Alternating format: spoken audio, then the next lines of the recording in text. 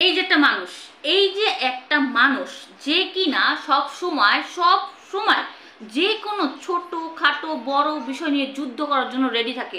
এই একটা মানুষ যে কিনা সম্মান পাওয়ার যোগ্য, এই একটা মানুষ যে কিনা উফ দেখলে রেসপেক্ট করতে মনে হয়, যাকে দেখলে কিনা মনের ভিতরে একটা সাহস কাজ করে, এই পারবে, এর ধারে সম্ভব, তাকে দিয়ে সব কিছু করানোই সম্ভব।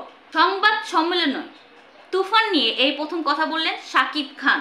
শাকিব খানের উদ্দেশ্যে অনেক প্রশ্ন ছিল সাংবাদিকদের, কেন সে এত দেরি করে আসছে, তুফান নিয়ে তার মন্তব্যটা কি, আরো অনেক অনেক কিছু। সো আমার প্রাণপ্রিয় ভাই বোনেরা যারা সাকিবিয়ানরা আছে, যে শাকিব খান সংবাদ সম্মেলনে গিয়ে কি বলল। প্রথমত তার দেরি কেন হলো, একজন সাংবাদিক তাকে জিজ্ঞেস করে যে আপনি এত দেরি করে যে আসছেন, তাহলে পরের প্রজন্ম আপনার কাছ থেকে কি শিখবে। এই জায়গা হয়তো বা আমি কি উত্তর দিতাম, ভাবতে ভাবতে শেষ হয়ে যেতাম যে কি বলবো। কিন্তু শাকিব খান স্মার্টভাবে তার প্রশ্নের উত্তর দিয়ে দিল। কি সুন্দর উত্তরটা দিল, আপনারা নিজেরাই শুনে। বাঙালি বলেই লেট হয়েছে, বাঙালিদের টাইম সেন্স এমন। ওপার বাংলাও কি আসলে টাইমের ক্ষেত্রে এভাবেই শিডিউল মেনটেন করা হয়, না ঠিক টাইমে আসলে? আপনার প্রশ্নটা আমরা বুঝে গেছি। হ্যাঁ, আচ্ছা, থ্যাংক ইউ ভাই, উত্তরটা শোনা যাক। যেটা হচ্ছে, প্রেস কনফারেন্স যখন একটা আয়োজন করা হয়, এর আগের প্রেস কনফারেন্সও সেম ব্যাপারটা হয় যে আমি কিন্তু রেডি ফেডি হয়ে ঘরেই বসে থাকি। এবার সব কিছু তো আর আমার উপরে থাকে না।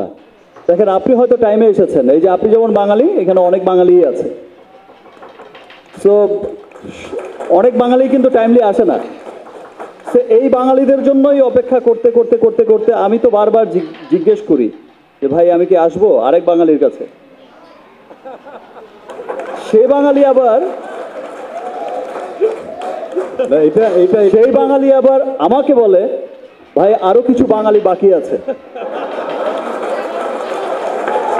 সংবাদ সম্মেলনে সবাই উপস্থিত ছিল, মানে তুফান টিমের সকল সদস্য সেখানে উপস্থিত ছিল নায়ক, নায়িকা এবং ভিলেন এবং পরিচালক। সেখানে রায়হান রাফি ছিল, চঞ্চল চৌধুরী ছিল, শাকিব খান ছিল, নাবিলা ছিল এবং মিমি তো ছিলই, এবং আরও অনেকেই ছিল, যাদেরকে অনেক প্রশ্ন করা হয় এবং সবাই অনেক সুন্দরভাবে প্রশ্নের উত্তরগুলো দেয়, আর সবাইকে অনেক সুন্দর লাগতেছিল। এখানে শাকিব খানকে অনেকভাবে অনেক রকমের প্রশ্ন করা হয়, সে কিন্তু সকল প্রশ্নের উত্তর কিন্তু সুন্দরভাবে গুছিয়ে দিয়ে দিছে। তার ভিতরে কোনো উত্তেজনা কাজ করে না, খুব ঠান্ডা এবং হাসি খুশি মনে হচ্ছিল যেন এটা তার ফ্যামিলি, মানে পুরো ফ্যামিলি নিয়ে সে বসছে এক জায়গায়। সংবাদ সম্মেলন না, এটা হচ্ছে পরিবার সম্মেলন হইতেছে, এরকম লাগতেছিল। মানে শাকিব খান এমনভাবে কথা বলে যে সবার সাথে সবাইকে অনেক দিন ধরে সে চিনে, সবার সাথে অনেক মিশুক, পারিবারিকভাবে যে আমরা কথাগুলো বলি, মানে অহংকার, যে একটা অহংকার থাকে, ওই যে একটা কথা আছে না, ফাঁকা কলসি বাজে বেশি, সে কিন্তু ফাঁকা কলসি না, সে সেটা প্রমাণ করে দিচ্ছে। সে সবার সাথে হাসি মুখে এবং সুন্দরভাবে কথা বলে। তার এই যে সরলতা, তার এই যে দুর্বলতাটা মানুষটা বারবার কাজে লাগে। সে ভালো মনের মানুষ দেখি তার পিছনে মানুষগুলো একেবারে সাপের ফনা তুলে রাখে, কখন ছোবলটা মারবে। তবে সমস্যা নাই, শাকিব খান কিন্তু কম জানে না, সেও কিন্তু ঠান্ডা মাথার কাজ করে সব সময়। রায়হান রাফির সাথেও কিন্তু যে সুরঙ্গ ছবিটা করছে নিশু, তাকে তো আপনারা দেখছেন, আপনারা কি একটা জিনিস ক্যাপচার করছেন যে শাকিব খানকে নিয়েও কিন্তু সংবাদ সম্মেলনেও বসছে রায়হান রাফিকেও প্রশ্ন করা হয় অনেকগুলো, সেও কিন্তু সে সুন্দরভাবে উত্তর দেয়। তখন কি খেয়াল করছেন, শাকিব খান কিন্তু কাউকে ছোট করেও কথা বলে নাই বা কারো বিষয় নিয়ে মাতামাতিও করে নাই। শিক্ষা, এখান থেকে শিক্ষা অর্জন করা উচিত। এখন যে নায়কগুলো আছে তাদের দেখা উচিত যে শাকিব খানের থেকে কিছুটা হলেও শিক্ষা নেওয়া উচিত। অহংকার পতনের মূল, ওই যে কথাই আছে, অতিবার বেরো না ঝড়ে পড়ে যাবে, অতিবার বেরো না ঝড়ে পড়ে যাবে। শাকিব খানকে নিয়ে যে যতটা লাফালাফি করছিল নিশু, এই যে রায়হান রাফি পরিচালক